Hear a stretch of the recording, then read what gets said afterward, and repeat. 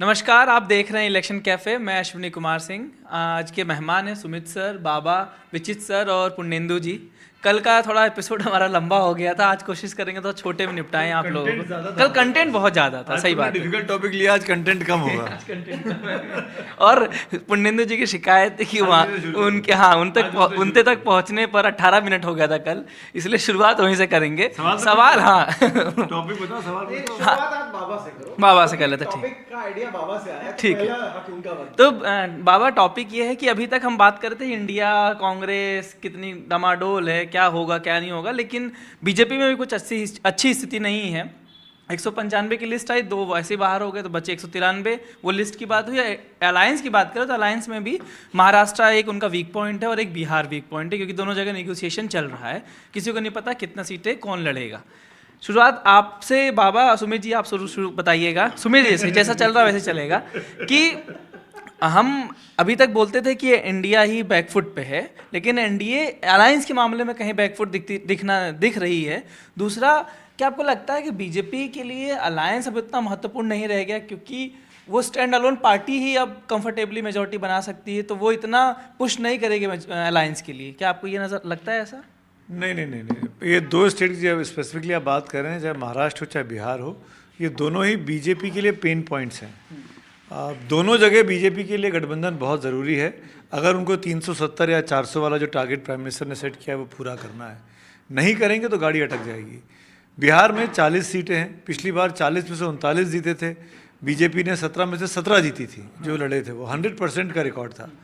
वही अलायंस फिर बन गया है। नीतीश कुमार हैं, चिराग पासवान हैं, उनके चाचा हैं, मांझी साहब हैं। ऑलमोस्ट वही अलायंस है जो पिछली बार था। तो इसीलिए उम्मीद कर रहे हैं कि इस बार 40 की 40 हम बिहार में भी जीतें। पर अब परिस्थितियां बदल गई हैं, परिस्थितियां इस हिसाब से बदल गई हैं। मैं 2 घटनाएं याद दिलाऊंगा। अभी 2 दिन पहले प्राइम मिनिस्टर पटना में थे, रैली कर रहे थे बिहार में। उस रैली में नीतीश कुमार मंच पे थे। पहली बार जब से अलायंस बनाया, प्राइम मिनिस्टर और नीतीश कुमार एक साथ एक मंच पे आए, पर उस मंच पे बाकी 2 अलाई नहीं थे। चिराग पासवान भी नहीं थे और मांझी साहब भी नहीं थे। ये सॉरी, कुशवाहा साहब नहीं थे। तो ये अटकलें शुरू हो गई हैं कि क्या वो दोनों नाराज चल रहे हैं, क्योंकि उन दोनों की पूरी राजनीति बीते 5 सालों में नीतीश के खिलाफ रही, नीतीश के साथ मंच साझा नहीं कर रहे थे। तो क्या वहाँ पर अलायंस में कोई प्रॉब्लम चल रही है? फिर खबरें मैंने सोशल मीडिया पर ये भी पढ़ी कि ये दोनों आदमी तेजस्वी के संपर्क में हैं, आरजेडी की तरफ जा सकते हैं। चिराग की वो क्या मेरे ख्याल से पुरानी फोटो है, वो शायद पुरानी फोटो है, ताज़ा मुलाकात नहीं हुई है। कुल मिलाकर तो ये बीजेपी के लिए वो 40 की 40 जीतने के लिए ज़रूरी है कि अलायंस इंटैक्ट रहे। बीजेपी अपने आप को असर्ट कर रही है। बीजेपी ने 303 से बढ़ाकर 370 का टारगेट कर लिया है, तो उसको ज़्यादा लोग लड़ाने भी पड़ेंगे, तभी 370 पहुंचेंगे। वरना अगर 17 के 17 लड़े तो उससे काम नहीं चलेगा, उनको 17 के बजाय 30 पे लड़ना पड़ेगा। बिहार में नीतीश कुमार पे दबाव बनाना पड़ेगा, सीटें छोड़ें। केसी त्यागी ने आज ही अपने चैनल में बोल दिया कि हम 16 जीते, हम 16 पे लड़ेंगे। तो जेडीयू कॉम्प्रोमाइज़ करने को तैयार नहीं है, तो वो पेन पॉइंट हो गया। महाराष्ट्र में भी यही दिक्कत है, वहाँ पार्टियां टूटी हैं। सबसे बड़ी दिक्कत आ गई है शिवसेना के लिए। हाँ, शिंदे गुट के, शिंदे नहीं, वो असली शिवसेना है। आप उसको शिवसेना असली हो गई है वो। अब हाँ दोनों जो असली हैं वो बीजेपी की तरफ है अकॉर्डिंग टू चुनाव आयोग, और जो दो टूट गए हैं वो लोग उस तरफ है जो कांग्रेस की तरफ है। तो उसमें क्या है कि अगर ये खबर ठीक है जो कि आई थी सोर्सेज के हवाले से कि भाई उद्धव ठाकरे उस ग्रुप में 20 सीटें लड़ने वाले हैं, तो ये 20 से कम पे कैसे लड़ लेंगे बताइए मुझे आप। अगर ये 20 से कम पे एकनाथ शिंदे लड़ लेंगे तो एकनाथ शिंदे की राजनीति खत्म हो जाएगी महाराष्ट्र के अंदर। तो ये बहुत बड़ी दिक्कत खड़ी होगी। अब नरेंद्र मोदी जी के लिए, बीजेपी के लिए एकनाथ शिंदे को मनाना, अजीत पवार को मनाना कि आप कम सीटों पर न लड़ें अपनी टूटी हुई धड़े से, ये बहुत टेढ़ी खीर साबित होने वाली। इसीलिए अमित शाह पहुँच गए आज महाराष्ट्र के दौरे पर। देर रात को मुंबई में रहेंगे, तमाम लोग बैठ के बातचीत करने वाले हैं। तो क्योंकि 6 तारीख को कल दिल्ली में बैठक होनी है सीईसी की, उसके पहले ये ग्राउंड वर्क हो रहा है। आज नीतीश कुमार भी देर शाम दिल्ली आ रहे हैं, कल सुबह उनकी मुलाकातें हो सकती हैं प्राइम मिनिस्टर से, नड्डा साहब से, अमित शाह से। ऐसी खबरें हैं। आज महाराष्ट्र सॉल्व किया जा रहा है। अगर बीजेपी को 370 जीतनी है तो इन दोनों राज्यों पर कॉम्प्रोमाइज़ नहीं करना है, ज़्यादा सीटें लड़नी होंगी। कैसे होगा अभी मुश्किल दिख रहा है। बाबा, हाँ, बस इसमें एक चीज़ जो विचित सर बताया था, विजय सर ग्राउंड रिपोर्ट करके आए कुछ दिनों पहले, तो ये कह रहे थे कि मार्केट ग्राउंड पे अगर बीजेपी स्टैंड अलोन लड़ती है तो उसकी पॉसिबिलिटी वो ज़्यादा सीटें जीतते हैं, ना कि गठबंधन में। तो क्या आपको लगता है कि बीजेपी उस स्ट्रेटेजी पे काम कर रही है? देखिए, बिहार में ना एक बड़ी विचित्र सी स्थिति हो गई है। अब पूरा तोड़फोड़ इसीलिए किया गया था कि वहाँ की 40 सीटें काफ़ी महत्वपूर्ण हैं। हम दो ऐसे राज्यों की बात कर रहे हैं जहाँ पे 48 सीट आती है, जो कि यूपी के बाद सबसे बड़ा राज्य है आपका महाराष्ट्र, और उसके बाद चौथा बड़ा राज्य है बिहार, 42 सीट वाला वेस्ट बंगाल भी। तो ये जो 3-4 स्टेट है ना, ये बीजेपी के लिए दुखती रग है। ये महाराष्ट्र, बिहार, बंगाल। तो अब यहाँ पे आप सबसे पहले बिहार की बात कर लेते हैं। बिहार में आपने पूरा सिस्टम पलट दिया। जो महागठबंधन में अभी आज जिस बात की चर्चा हम अभी एनडीए की कर रहे हैं ना, वही आपकी चर्चा आप महागठबंधन की कर रहे होते हैं कि आरजेडी और उसके बाद जेडीयू, कांग्रेस, लेफ्ट कैसे सीटें बांटती। अब दिक्कत है, सीट तो उतनी ही है। अब बीजेपी 17 से ज़्यादा लड़ना चाहेगी निश्चित रूप से। 16 सीट यदि जेडीयू लड़ती है तो सीट बचते नहीं है। 33 सीट हो गए, 7 सीट बढ़ते हैं। पिछले बार 6 सीट आपने दी थी चिराग को। अब चिराग 6 से कम में कैसे मानेंगे, कैसे मनाएंगे। उपेंद्र कुशवाहा को 1 सीट देनी पड़ेगी आपको, कम से कम 1 सीट देनी पड़ेगी। मांझी को आपको 1 सीट देनी ही पड़ेगी, हालांकि 2 मांग रहे हैं वो। मांझी को 1 सीट देनी ही पड़ेगी। उसके बाद सीटें बच नहीं रही है। तो सबसे पहले अब तय करना है कि बीजेपी और जेडीयू कैसे इस चीज़ों को निपटे। इसमें यह कहा जा रहा है कि क्या जेडीयू के कुछ लोग बीजेपी के टिकट पे लड़ें, बीजेपी ज़्यादा सीटें लड़े, 20 से 22, 23 तक लड़ें। क्योंकि अब जो हालात बिहार में हुआ है, नीतीश कुमार का जो जो अब सर्वे का में जो कहते हैं ना, अमेरिका में कहते हैं कि रेटिंग वो डाउन बहुत हो गया है। तो लोग, यदि आज आप बिहार में विधानसभा की बात करें तो लोग तेजस्वी की बात करते हैं। तो वहाँ पे ऐसी स्थिति में नीतीश कितना क्लाइम डाउन करेंगे। हालांकि अभी तक ब्रेव फेस वो उन्होंने रखा है। दूसरी बात, यदि महाराष्ट्र की क्विकली कर लें तो महाराष्ट्र में दिक्कत है। जो बात सुमित ने कही कि उद्धव ठाकरे से कम सीट लड़ेंगे शिंदे साहब, तो बाहर जाके क्या मुंह दिखाएंगे शिव सैनिकों को, है। उसी तरह जो असली एनसीपी है वो यदि शरद पवार की एनसीपी से 1 सीट भी कम लड़े तो वो क्या बारामती में चेहरा दिखाएंगे। उनको तो 10 सीट दे दिया है एमबीए ने, है, अघाड़ी ने शरद पवार को, तो वो तो 10 सीट चाहेंगे। 10 सीट यदि आप उनको दोगे तो फिर सीटें नहीं बचती है। तो वहाँ पर एक दिक्कत है, वो कोalition में भी दिक्कत है, वो किसी तरह मैनेज जो है वो हो रहा है वहाँ पर। तो ये 2 बड़े ही प्रैक्टिकल प्रॉब्लम है इन दोनों राज्यों में, और इसको सुलझाना कैसे सुलझाएगी बीजेपी। जो बात आपने अब कही कि क्या बीजेपी को सच में परवाह है, वो चुनाव के बाद होती है वो बात, परवाह होगी या नहीं। पहले तो बीजेपी का टारगेट है कि वो अधिक से अधिक सीटें जीते। सर, एकला चलो की राह तो नहीं अपनाएगी बीजेपी? नहीं, बिल्कुल नहीं। बीजेपी अपने सुविधा के हिसाब से अकेले भी चलेगी और ज़रूरत पड़ेगा तो कारवां भी बनाएगी। ये बीजेपी का देख करके लगता है। बिहार को लेकर के बाबा ने चूँकि बिहार की बात आगे बढ़ाई तो हम भी बिहार से ही आगे बढ़ना चाहेंगे। बीजेपी और नीतीश कुमार, उन दोनों के रिश्ते जो हैं बिहार में वो ज़बरदस्त आशिकी वाले हैं। वो कौन से दिनों का प्यार है ये? तुम्ही से मोहब्बत तुम्ही से लड़ाई। क्योंकि आप देखिए जितनी बार बीजेपी पर नीतीश कुमार आए गए, बार बार वो चले जाते हैं, मैं के चली जाऊंगी टाइप का, लेकिन वो फिर आ भी जाते हैं। और आते हैं तो प्राइम मिनिस्टर जब एक बड़ा हार पहनते हैं तो बीजेपी के नेता उस हार में नहीं आ पाते हैं, लेकिन नीतीश कुमार का हाथ पकड़ करके वो ले आते हैं, तमाम चीज़ों के बावजूद कि कई बार वो गच्चा दे चुके हैं। तो जिससे एक बार दिल लग जाता है तो बड़ा मुश्किल होता है। तो इसीलिए जो बाबा कह रहे हैं कि भाई चिराग पासवान हैं, 6 सीटें हैं, मांझी हैं, उपेंद्र कुशवाहा हैं, तो मुझे ऐसा लग रहा है कि उपेंद्र कुशवाहा को नीतीश कुमार बिल्कुल पसंद नहीं करते। और नीतीश कुमार की जितनी देख करके, जो राजनीति में तो सब कुछ कहा नहीं जाता है, मैं बता रहा हूँ, राजनीति में जो भंगिमाएँ भाव से ज़्यादा अभिव्यक्त करती हैं चीज़ों को। और जिस तरह से बीजेपी और नीतीश की बॉन्डिंग फिलहाल इसमें दिख रही है, उसमें हो सकता है कि नीतीश कुमार उपेंद्र कुशवाहा बाहर हो जाए, तो 1 सीट का लफड़ा नहीं रहेगा। क्योंकि 2014 में जिसमें बीजेपी के साथ सहयोगी दल नहीं थे, उस समय उपेंद्र कुशवाहा साथ गए थे, 2 या 3 सीटें मिली थी, 2 जीते थे और वो केंद्र में मंत्री भी बने थे। लेकिन जब नीतीश कुमार आए तो बीजेपी ने 1 मिनट नहीं लगाया और उपेंद्र कुशवाहा को पैदल कर दिया। तो इस बार भी कर देगी, इसमें कोई मतलब ये नहीं है। और क्यों कर देगी? एक तो उनको नीतीश कुमार मिल गए, लौकुश का उनसे बड़ा नेता कौन है?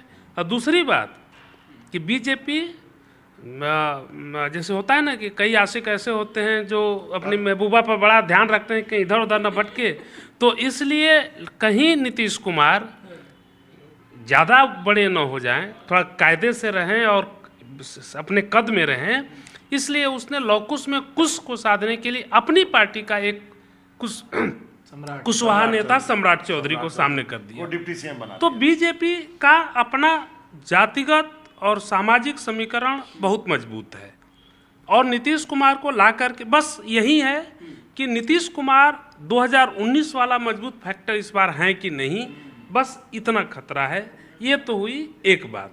दूसरा, पूर्णेंदु जी ने कहा, एक बात और भूल गए, पशुपति पारस का क्या होगा? आ रहे हैं पहले मांझी जी का निपटा लिया जाए। जीतन राम मांझी के साथ ये सही है कि नीतीश पसंद नहीं करते हैं, और जीतन राम मांझी पिछली बार जहाँ तक हमें लगता है 2019 में बीजेपी के साथ नहीं थे, वो इनके साथ थे। तो उनको एक सीट बीजेपी दे सकती है और उनका रुके रहना मजबूरी उनकी है, क्योंकि उनके बेटे को मंत्री बना देंगे ऐसा कहा जा रहा है। अभी जब विस्तार नहीं हुआ है तो होगा तो वो एक सीट पर वो रह सकते हैं, और अगर वो चले भी जाएंगे तो नीतीश की कीमत पर उनको रखने की कोशिश बीजेपी नहीं करेगी, हमको ऐसा लगता है। तीसरी बात, असल लड़ाई सहयोगियों में है रामविलास पासवान के घर में। उनके घर का झगड़ा वो महाभारत के तरह है, क्योंकि अब सवाल है कि जीतन राम ये वहाँ मंच पर पशुपति पारस पहुँचे थे लेकिन चिराग नहीं पहुँचे थे। चिराग क्यों नहीं पहुँचे थे? चिराग को बुलाया नहीं गया, या फिर चिराग अपना भाव दिखाने के लिए नहीं पहुँचे। कई बार रूठा भी जाता है ये दिखाने के लिए कि हमारे अपने को टेस्ट करने के लिए। तो या तो चिराग रूठ करके अपना टेस्ट कर रहे थे कि हमें पूछते हैं कि नहीं, या फिर हो सकता है कि अंदर खाने बात चल रही हो दूसरी तरफ भी। ये संभव हो सकता है कि अगर चचा ने बीजेपी चचा पर ज़्यादा मेहरबान रही और उन्हीं को हाजीपुर से भी लड़ाती है, क्योंकि इस बार हाजीपुर से लड़ने की इच्छा चिराग पासवान दिखा रहे हैं, तो उस स्थिति में वो दूसरी तरफ भी जा सकते हैं।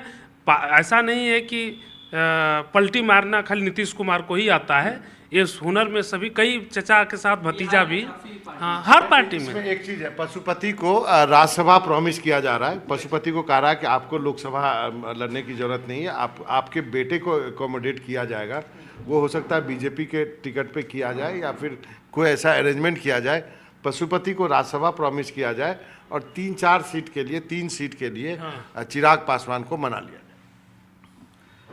तो आप दोनों ने बिहार की बात की, बिहार पे ज़्यादा जोर दिया, तो हाँ थोड़ा सा आया होगा। तो मैं महाराष्ट्र से स्टार्ट करता हूँ। बिहार और महाराष्ट्र की तुलना एक तरह से, बिहार में एक चीज़ ये है कि जेडीयू जब उधर जाती है तो उनके वोट उधर ट्रांसफ़र होते हैं, आरजेडी में मान लीजिए उसके गए तो, और जहाँ बीजेपी में आए तो यहाँ ट्रांसफ़र, यहाँ वोट आसानी से ट्रांसफ़र होते हैं। लेकिन महाराष्ट्र में ये थोड़ा चुनौती है, क्योंकि महाराष्ट्र में 2 तरह के अलायंस हैं। अगर देवेंद्र फडणवीस की भाषा में बात करें तो शिवसेना, जिसको सुमित सर कह रहे थे असली है शिंदे वाली, उनके साथ उनका एक नेचुरल अलायंस है, क्योंकि एक विचारधारा से आते हैं। लेकिन जो एनसीपी असली अजीत पवार वाली, आपके शब्दों में सुमित सर के, उनके साथ उनका पॉलिटिकल अलायंस है। चुनाव आयोग के शब्दों में तो ठीक है, चुनाव आयोग के शब्दों में तो सवाल ये है कि जहां पर एनसीपी अजीत पवार का प्रत्याशी होगा, क्या वहां बीजेपी राष्ट्रवादी वोट उनको उस तरह से ट्रांसफर होंगे, या जहां पर वाइस वर्सा, जहां पर बीजेपी या शिंदे गुट के लोग खड़े होंगे वहां एनसीपी का जो सेकुलर वोटर है, वो अल्पसंख्यक वोटर है, उसको उस तरह से ट्रांसफर होगा। ये एक चुनौती है। दूसरी बात ये कही जा रही है कि बीजेपी का स्ट्राइक रेट दोनों ही राज्यों में अपने एलाइज की तुलना में ज़्यादा होगा, इसीलिए बीजेपी की ये कोशिश है कि दोनों राज्यों में वो ज़्यादा से ज़्यादा सीट पर खड़े हो। लेकिन चूंकि अपने सर्वाइवल की बात है, जेडीयू की, वहाँ शिंदे गुट की और अजीत पवार गुट की, तो उनकी भी ये डिमांड है कि हम को ज़्यादा सीटें मिलें।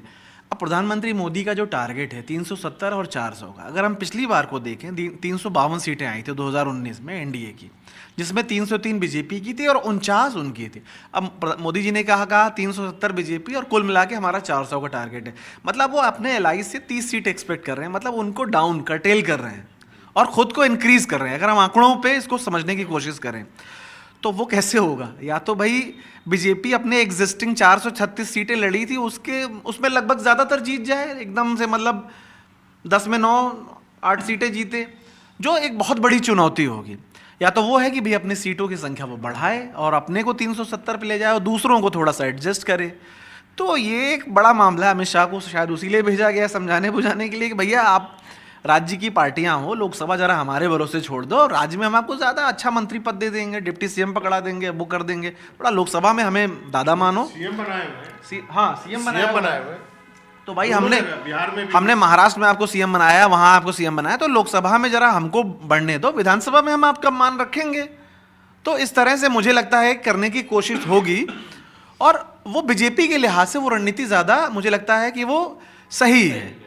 तो एक चीज हाँ, आप कुछ ऐड करना नहीं, मैं एक बात कहूँगा कि कई बार इतिहास के उदाहरण होते हैं, वो भविष्य का रास्ता ज़्यादा बेहतर बताते हैं।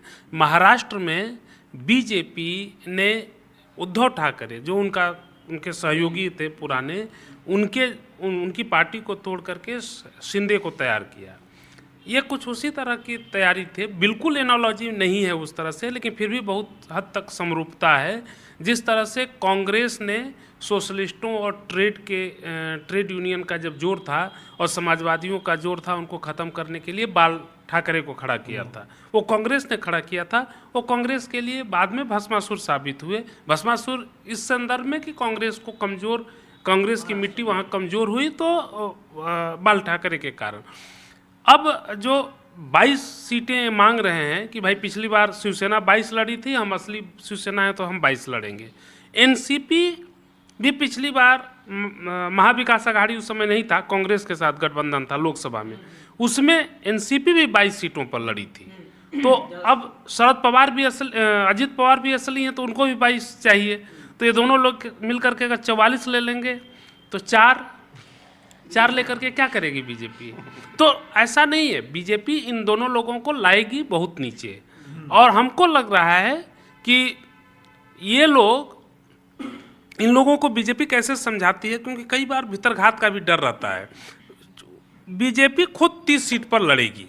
जो पूर्णेंदु जी ने कहा ये बिल्कुल सही बात है कि जो 370 का टारगेट उन्होंने लिखा है, प्रधानमंत्री ने जो दिया है, उन्होंने स्पष्ट एक कर दिया है कि सहयोगी तो जो लाएं सो लाएं, लेकिन हमारा टारगेट बड़ा है। तो उस स्थिति में 18 में ही उन दोनों को निपट जाना है और 30 इनके, देखिएगा अंतिम 30 होगा, 30 का 31 या 29 हो सकता है, लेकिन 30 होगा। ये आर्गुमेंट सही है। और इसका दूसरा साइड आप समझ लीजिए, संक्षेप में बता देता हूँ कि जो क्लियर कट बात होगी ना, अभी जब टेबल पे आमने सामने बात होगी तो लोकसभा की अलग बात होगी, विधानसभा की अलग बात होगी। यदि 44 सीट वाले विधायक वाले पार्टी का मुख्यमंत्री बिहार में बना हुआ है और उतना ही जो है 34 है वो, हाँ, तो वो बना हुआ है यदि हाँ, तो इसका मतलब ये है कि आपको राज्य में जो है गवर्न करने के लिए बीजेपी ने दिया है। उसके एवज में आप जो बात है लोकसभा की सीटें बीजेपी मांगेगी और यही फार्मूला, इसी फार्मूला पे जब अक्रॉस द टेबल बात होगी अमित शाह या अब एकनाथ शिंदे या नीतीश कुमार के साथ या नड्डा जी के साथ या प्रधानमंत्री के साथ, तो यही फाइनल होगा। इनफैक्ट जब एकनाथ शिंदे मुख्यमंत्री बने, जब उन्होंने शिवसेना से बागी हुए और चले गए सूरत से होते हुए गुवाहाटी तक, तो उन्होंने सोचा नहीं था कि वो मुख्यमंत्री बनेंगे। उनको खुद को नहीं पता था कि जब वो लौटेंगे तो मुख्यमंत्री के तौर पर लौटेंगे, एक हफ्ते के बाद, 10 दिन के बाद। तो उनको ये इस चीज़ को एकनाथ शिंदे भी समझते हैं और उनका वो पूरा ग्रुप भी समझता है कि हम बीजेपी के रहमो करम पर हैं। और आज की तारीख में अगर उनको स्टेटस मिला है चुनाव आयोग से और सुप्रीम कोर्ट से, तो उसमें बीजेपी और बीजेपी के लॉयर्स की बैटरी ऑफ लॉयर्स ने बड़ी मदद की है उनकी, इसमें वो इसे इनकार नहीं कर सकते। मैं इसलिए भी इस बात को कह रहा हूँ कि जो बात अभी विचित्र ने बोली और बाबा ने बोली कि भाई छोटी पार्टी है वो, और जब अमित शाह आज शाम को बैठेंगे, अमित शाह के सामने एकनाथ शिंदे बैठेंगे और अजीत पवार बैठेंगे और साथ में देवेंद्र फडणवीस होंगे, तो कोई किसी की हिम्मत होगी बोल पाने की? जब आप इतना बड़ा स्टेचर का नेता आपके साथ नेगोशिएट करने आता है तो आप वैसे अपनी आवाज़ से नीचे हो जाते हैं कि इनके सामने कैसे अपनी बात रखें। अगर वहाँ पर पीयूष गोयल गए होते, धर्मेंद्र प्रधान गए होते, भूपेंद्र यादव गए तो शायद वो नेगोशिएटिंग स्टेज पे होते, लेकिन जब अमित शाह सीधे बात कर रहे हैं तो आपके पास मौका नहीं मिलता है। अब वो जब तय कर देंगे कि आपको 20 पे लड़ना है, 18 पे लड़ना है, 16 पे लड़ना है, 10 पे लड़ना है, तो मानना ही पड़ेगा, क्योंकि अब आज की तारीख में इन दोनों के साथ, एकनाथ शिंदे के साथ भी, अजीत पवार के साथ दिक्कत है कि अब ये कहीं के नहीं बचे। अगर बीजेपी ने इनको छोड़ दिया इनका हाथ, तो ना ये उधर लौट सकते हैं ना अकेले लड़ सकते हैं। तो ऐसे में इनकी भी मजबूरी है कि बीजेपी के साथ रहना, और जो जिस मंसूबे के साथ बीजेपी के साथ आए थे कि अपने ज़्यादा से ज़्यादा एमपी जिता लेना, वो बहुत इंपॉर्टेंट है। और इन दोनों का सत्ता में रहना भी जरूरी है अपनी पार्टी को सरवाइव करने के लिए। यदि सत्ता में नहीं रहे पीसिंग का और सत्ता में नहीं रहे तो कहाँ रहेंगे, सत्ता में नहीं रहे तो कहाँ रहेंगे इसका अंदाजा? बाबा बात ये ना, आप ये कहना चाह रहे हैं कि ईडी सीबीआई जो है सिर्फ विपक्षी लोगों के लिए नहीं है, सहयोगियों के लिए भी वो काम करता है कि अगर भटके। सहयोगी हो गए। अजीत पवार तो सहयोगी हैं, लेकिन 24 घंटे पहले सहयोग देने के पहले प्राइम मिनिस्टर ने अपने मन से कहा अजीत पवार के बारे में कुछ बात तो रिकॉर्ड पे है। उसमें क्या है? तो ये वो किस लिए इस तरफ आए सबको पता है। प्रफुल्ल पटेल क्यों इस तरफ आए सबको पता है। प्रफुल्ल पटेल जैसा व्यक्ति शरद पवार को छोड़ देगा कोई सोच ही नहीं सकता था। मतलब एक बार ये लगता था कि अजीत पवार छोड़ दे, पर प्रफुल्ल पटेल कभी नहीं छोड़ेंगे। प्रफुल्ल पटेल ने भी छोड़ दिया, क्योंकि उन पर भी तमाम तरह की जांच चल रही है। ये किसी छुपा थोड़ी है। तो ये जो एजेंसीज का दबाव वाली बात जो कही जाती है, उसमें कुछ ना कुछ कहीं ना कहीं तथ्य तो दम तो दिखता ही है। जैसा बात हुई आप लोगों की कि 303 बीजेपी का है और अलायंस की 49 सीटें थी अभी के, और जो नया टारगेट है उसमें 30 सीटें, मतलब बीजेपी ने जानबूझ के उनकी खुद ही 30 कम कर दिया है कि बोला आप 30 कम ही ले आओ 49 से उनको 30 पिला दिया ना, मतलब 18 सीटें तो उनकी कम कर दी है। टाइम हो तो हम लोग क्यों डिस्कस, ये बाद में डिस्कस करेंगे। मैं एक छोटा आप बोलिएगा। सवाल ये है कि आप 370 ले आए और 400 का टारगेट है। मेरा सवाल ये था, बेसिक सवाल है, 370 लाके करोगे क्या मेजॉरिटी के लिए? सवाल ये है कि 400 चाहिए क्या आपको? ऐसा क्या संविधान पलटना है? चाहिए क्यों, ये बता दीजिए बस। भाई 543 सीटें हैं तो क्यों नहीं जीतना है मुझे मैक्सिमम? इसमें ये चाहिए कि क्या बात है इसमें? नहीं विधानसभा में आपको चाहिए क्योंकि समझ में आता है सरकार बनाना है, उस हिसाब से आप लोकसभा में राज्यसभा सांसद चुनेंगे। लोकसभा में सांसद ज्यादा से ज्यादा चुन के आप करना क्या? आप ये करें कि 272 लेके शांत बैठ जाओ। नहीं तो मैं आप ये नहीं, मैं आपके सवाल का जवाब भी सवाल के अंदाज में दे रहा हूँ कि अगर 270 का टारगेट है तो उसमें दिक्कत क्या है आपको? अगर वो मैं इसका जवाब दे देता हूँ। देखिए एक सेकंड। अश्विन के कहने का मतलब था कि बीजेपी ऐसे तमाम लोगों को अपने पाले में ले रही है जिसको कल तक वो विरोध कर रही थी। भाई मधु कोड़ा की वाइफ गीता कोड़ा, आपने उनको लिए टिकट दे दिया। रितेश पांडे को आपने एक दिन पहले वो राज्यसभा में और सब खेल हुआ, आपने उनको टिकट दिया। तो ऐसे लोग जिनको अभी आप अजीत पवार का नाम आप खुद ही ले रहे थे। मतलब आपको 400 पाना है, चाहे उसके लिए आपको कुछ भी करना पड़े। उसमें असली चीज़ ये है कि आप नहीं, बात ये आपकी बात आप कब को ऐसे देख रहे हो। कब में इधर क्या लिखा है आपको नहीं पता। आपको इधर की चीज़ दिखाई दे रही है जो कैमरे के सामने, आपकी आंखों के सामने। तो इधर जो लिखा है वो ये लिखा है कि हमको विपक्ष को नेस्तनाबूद कर देना है, हमको विपक्ष को खत्म कर देना है। तो जब हम लोकतंत्र है कि ना रहे? क्यों नहीं है? लोकतंत्र है ना, किसने मना किया? विपक्ष नहीं रहेगा तो लोकतंत्र रहे? नहीं, विपक्ष का मतलब ये तो विपक्ष क्या सिर्फ चुनाव जीतने के लिए विपक्ष होता है? विपक्ष तो सड़कों पर भी दिखाई देता है, विपक्ष तो प्रोटेस्ट भी करता है। 40 सांसद रहेंगे और जो 350 चिल्लाएंगे। जब राजीव गांधी के 412 आए थे तो विपक्ष खत्म हो गया था। विपक्ष उस समय था ही नहीं एक तरीके से। क्यों नहीं था? दो अरे था ना, कहने दो के लिए थे था, ना। कहने के लिए था। 1984 में 2 बीजेपी के सांसद थे। 1992 में बाबरी मस्जिद हुई, सिर्फ मैं बीजेपी ने कांग्रेस रथ यात्रा की निकाली बात कि नहीं कर रहा निकाली? हूं। बाकी पार्टियां भी, समाजवाद उसमें नहीं। भाई ये एक तो देखिए, एक तो 400 प्लस पार करना क्यों है? एक तो ये तीसरा टर्म क्यों चाहिए? क्योंकि एक लंबे समय कुछ चीज़ें हैं, बेसिक चीज़ें आप समझ लीजिए। लंबे समय तक प्राइम मिनिस्टर भी रहना है, नंबर 1। इतिहास में सबसे अधिक सीटें भी जीतनी है, इसलिए 400 प्लस भी पास करना है। क्योंकि उस वक्त भी जब राजीव गांधी की सीटें आई थी वो भी अलायंस में, मतलब अलायंस 415 था। हाँ, तो वो नंबर भी आपको दिखाना। तो कई चीज़ें ये है कि जिससे कि आपको एस्टेब्लिश करना है। ऐसी नहीं है विपक्ष खत्म नहीं होगा। विपक्ष उस वक्त भी खत्म नहीं हुआ था। विपक्ष 400 प्लस भी आ जाएगा तो भी खत्म नहीं होगा। विपक्ष तो रहेगा, क्योंकि यदि आपको 55% वोट मिलेगा, अधिक से अधिक 60% मिलेगा, फिर भी 40% वोट तो है ना। विजय सर, छोटे में जो आपका आपके खिलाफ है। छोटे सवाल ये है कि बीजेपी जीत ले, मतलब कोई दिक्कत नहीं है, इतना सीटें जीतने आपको लगता है कि करेंगे क्या इस सीट का? नहीं, ये कुछ नहीं है। देखिए, जो सत्ता की राजनीति करते हैं वो कोई कबीर नहीं होते हैं। सत्ता की राजनीति का मतलब ये दिल मांगे मोर, ज़्यादा से ज़्यादा चाहिए। और क्यों ज़्यादा से ज़्यादा चाहिए ये लोग बता दिए, तो उसी बात को दोहराने की कोई ज़रूरत नहीं है। दूसरी बात, महत्वपूर्ण विपक्ष वाला सवाल आपका जरूर है। तो विपक्ष 1947 से लेकर 1977 तक 30 साल तक एक ही पार्टी की सरकार रही, वो चुनाव दर चुनाव जीतती रही। उसमें विपक्ष के नेताओं ने अरब सागर में जाकर जल समाधि नहीं ले ली थी, उनका जनता पर विश्वास था। 1963 में लोहिया संसद में पहुंचे थे और नेहरू प्रचंड बहुमत की सरकार थी और उस सरकार के खिलाफ वो अविश्वास प्रस्ताव लाए। क्यों लेकर आए? सबको पता था। लोहिया बोले कि मैं पता है कि जीत जाओगे, लेकिन मैं ये दिखाना चाहता हूँ कि आप में जनता का विश्वास नहीं है, वोट का विश्वास है। तो और सबसे बड़ी बात, मैं अक्सर एक बात कहता हूँ कि मैं समाजशास्त्र का विद्यार्थी रहा हूँ और भारत का समाजशास्त्र और भारत का सामाजिक ताना बाना ये कहता है, हमारे लोकतंत्र के डीएनए में ये है कि विपक्ष में कभी कोई नेता नहीं होता है, जनता होती है। और इसीलिए जनता जिसको चाहे उसको नेता बना देती है। नहीं तो जिस वीपी सिंह ने 1984 के चुनाव के नतीजे के बाद राजीव गांधी के बारे में कहा था कि यह चुनाव राजीव का, राजीव के लिए, राजीव के द्वारा है, चाटुकारिता के हद तक था, वहीं विश्वनाथ प्रताप सिंह ने कांग्रेस को ऐसा उखाड़ा कि आज तक कांग्रेस बहुमत के साथ आ ही नहीं पाई। कई उदाहरण, इंदिरा गांधी का उदाहरण है, ढेर सारा उदाहरण। इंदिरा देश इंदिरा, हाँ। तो आज मिला जुला की यही बात रही कि इंडिया गठबंधन के साथ साथ एनडीए में भी सीट शेयरिंग को लेकर मामला फंसा हुआ है। उम्मीद करते हैं कुछ दिनों में सभी पार्टियों का मामला सुलझ जाएगा और जल्द ही कैंडिडेट लिस्ट आ जाएगी, परसों जैसे उम्मीद जताई जा रही। 100 बीजेपी की कल मीटिंग है और परसों कांग्रेस की लिस्ट आ जाएगी। तो कुछ नए नामों का खुलासा आज नहीं करें, आज करना चाहेंगे? ठीक है, तो कल मिलते हैं किसी और विषय के साथ। तब तक के लिए बहुत बहुत धन्यवाद।